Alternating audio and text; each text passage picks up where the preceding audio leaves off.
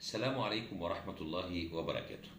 النهاردة هتكلم مع بعض معاكم على مباراة نهائي كاس مصر ما بين الأهلي والزمالك اللي الكل طبعا بيفكر فيها وشايفها من منظوره. هجاوبك النهاردة على أسئلة كتيرة على استعدادات الفرقتين إيه، ممكن تكون التشكيلة الأنسب هنا أو هنا إيه، يا ترى ممكن يكون في مفاجآت، ممكن يكون كل جهاز فني بيفكر في هذه المباراة بشكل عامل ازاي. انا عبد الحميد حافظ، معلق كرة قدم بإذاعة الشباب والرياضة المصرية وبالتلفزيون المصري علشان اللي بيشوفني لأول مرة.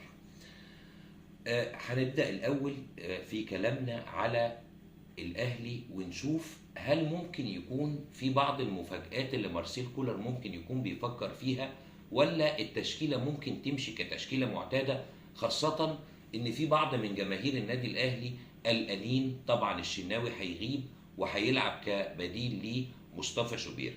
الحقيقة هقف عند مصطفى شوبير في جزء بسيط قوي عشان اطمن بيه جماهير النادي الاهلي اللي ممكن تكون قلقانه على مستوى حراسه المرمى في ظل وجود مصطفى شوبير.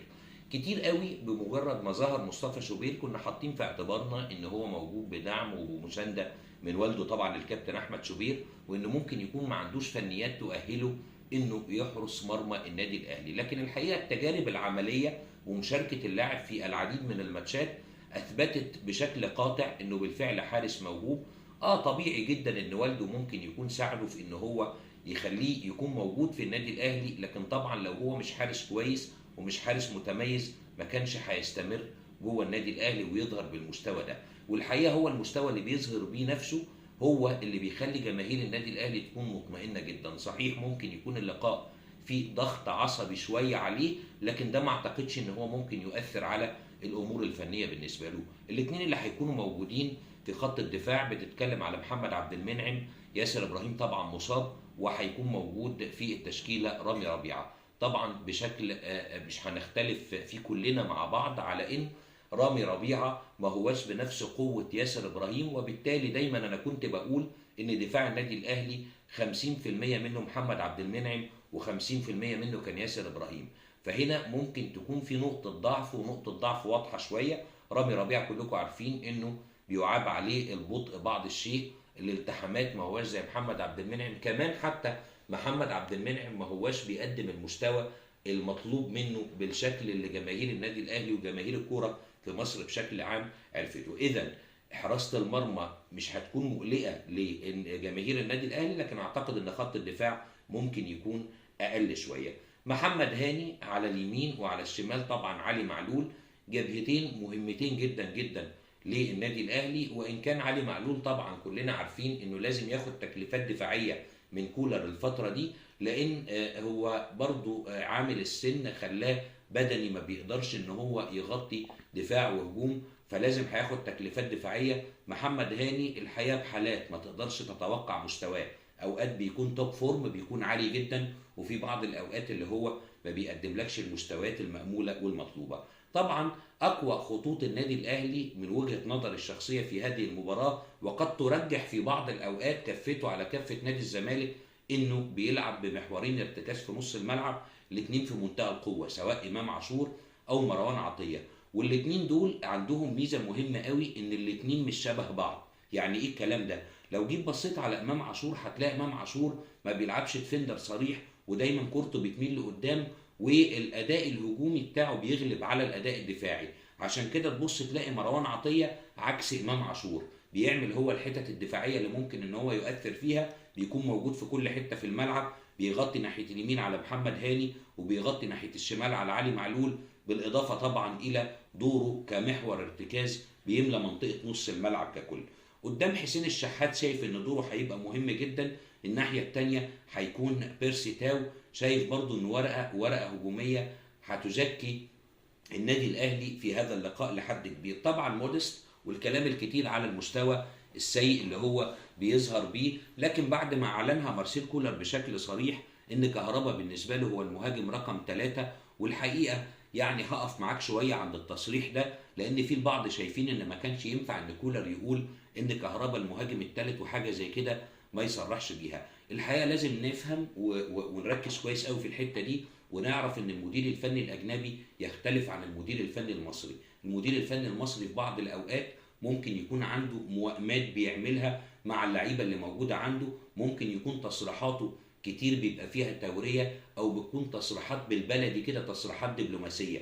لكن المدير الفني الاجنبي ما عندوش الحسابات دي وما بيفكرش في الكلام ده. هو الراجل لما طلع واعلن ان كهربا هو المهاجم رقم 3 بالنسبه له، كان عنده غرض من الاثنين: اما ان كهربا يفضل في عدم التزامه وما يكونش ملتزم لا على المستوى الشخصي خارج الملعب ولا على مستوى التدريبات جوه الملعب، وبالتالي هيبقى هو خارج حساباته تماما لنهايه الموسم ومش هيكون لاعب موجود جوه النادي الاهلي، او ان التصريح ده ينعكس عليه بشكل ايجابي وانه يبدا انه يظهر خلال الفترات اللي جايه ويدوس على نفسه اكتر ويحاول يظهر بالشكل اللي مطلوب ويقدر انه يرجع تاني ويشارك بشكل اساسي.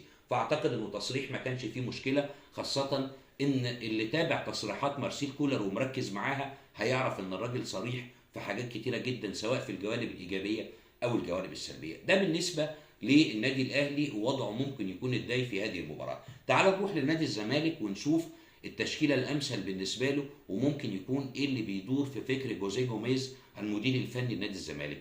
الحقيقه كلكم عارفين ان جوزيه جوميز في مركز حراسه المرمى مقتنع بمين؟ مقتنع بان محمد صبحي يشارك، لكن انا شخصيا مختلف معاه، لان شايف ان الانسب في مجال الخبرات المتراكمه عنده في مباريات الاهلي والزمالك وغيرها من الماتشات، شايف ان الانسب للبدء بهذه المباراه هو محمد عواد. خط الدفاع المسلوسي حسام عبد المجيد، شايف ان المسلوسي طبعا اداؤه قوي جدا وبيحاول يعوض التقصير اللي موجود من حسام عبد المجيد، لان انا وجهه نظري الشخصيه ان المباراه دي لحسام عبد المجيد هتكون مباراه اكون او لا اكون. ليه بقول لك الكلام ده؟ لانه عنده اخطاء قد تصل الى حد الكارثيه في بعض الاوقات، وفاكرين كلكم ان محمود علاء من ضمن مباراه القرن الشهيره في دوري ابطال افريقيا في النهائي هي اللي دمرت محمود علاء وقضت عليه تماما. فقد تكون هذه المباراه اما عوده حسام عبد المجيد لمستواه اللي بدا بيه مع نادي الزمالك، او تكون المباراه اللي هتبعده تماما عن التشكيله الاساسيه، بل وهتبعده عن نادي الزمالك بشكل كامل. وخدوا حتى من كلامي ده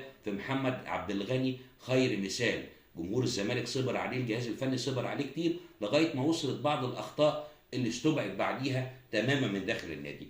ناحيه اليمين شايف ان عمر جابر بمستويات ثابته هتفرق كتير جدا انه يبدا هذه المباراه. فتوح الناحيه الثانيه شايف ان دي جبهه برضه هتكون ضعيفه عند نادي الزمالك، لان فتوح منذ عودته بالاصابه ما رجعش، حتى مش هنقول لنص مستواه، ما رجعش لربع مستواه. نص الملعب هو اللي ازمه وازمه كبيره جدا. معقوله يعني رغم التعاقدات الكتير اللي عملها نادي الزمالك في هذا المركز ومع ذلك لسه بيعاني؟ هقول لك دونجا مفيش خلاف عليه انه يكون موجود كمحور ارتكاز في نص الملعب، بيقدم مستويات رائعه الحقيقه الفتره اللي فاتت. نص الملعب اللي موجود الناحيه الثانيه عندك محمد شحاته ممكن يبدا، بس هنا في مشكله ان محمد شحاته ودونجا الاثنين اسلوب لعبهم واحد. لو رجعت لما كنت بتكلم على النادي الاهلي وقلت لك امام عاشور ومروان عطيه اللي منجح الثنائيه دي ان الاثنين مختلفين عن بعض، كل واحد فيهم بيقوم دور، هنا مشكله. لو حطيت محمد شحاته جنب دونجا هتلاقي بالنسبه لك الامور صعبه، لان الاثنين طريقه لعبهم واحده. طب ما قدامكش غير انك انت تحط دونجا وتحط جنب منه عبد الله السعيد. ده بشرط ايه؟ بشرط ان ناصر ماهر ما يشاركش. ليه؟ لان نفس الكلام اللي قلته لك على محمد شحاته ودونجا هقوله لك على ناصر ماهر وهقوله لك على عبد الله السعيد.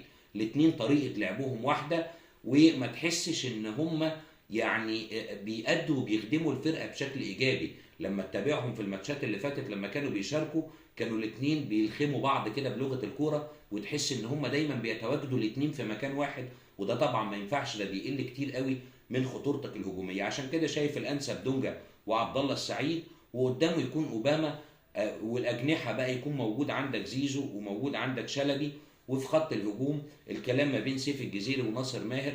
القناعه الكبيره اللي موجوده عند جوزيه جوميز موجوده عند ناصر ماهر، لكن وجهه نظري الشخصيه ان الانسب في هذه المباراه هو سيف الدين الجزيري، مش بس علشان هو الاثنين متشابهين مع بعض سواء سيف او ناصر ماهر في الكرات الرأسيه، وان كان وناصر منسي، لكن يعني التشابه اللي موجود بينهم في الكرات الرأسيه وتميزهم الحقيقه الرائع. لكن سيف الجزيري محطه افضل من ناصر منسي، انه بيستلم الكوره بشكل قوي وصعب ان انت تاخدها منه، وده بيخلي الزمالك يعمل نسبه استحواذ في بعض الاوقات ممكن يكون محتاجها في نص ملعب النادي الاهلي، خاصه ان احنا متفقين ان نص ملعب الزمالك هيكون نقطه ضعف وهو نقطة قوة عند النادي الأهلي، زي ما إن خط الدفاع عند الزمالك متشابه برضه مع خط الدفاع عند النادي الأهلي. الحقيقة صعب وفقا للي أنا قلته لك ده إنك أنت تتوقع، لأن نقط الضعف اللي موجودة هنا هي موجودة هنا،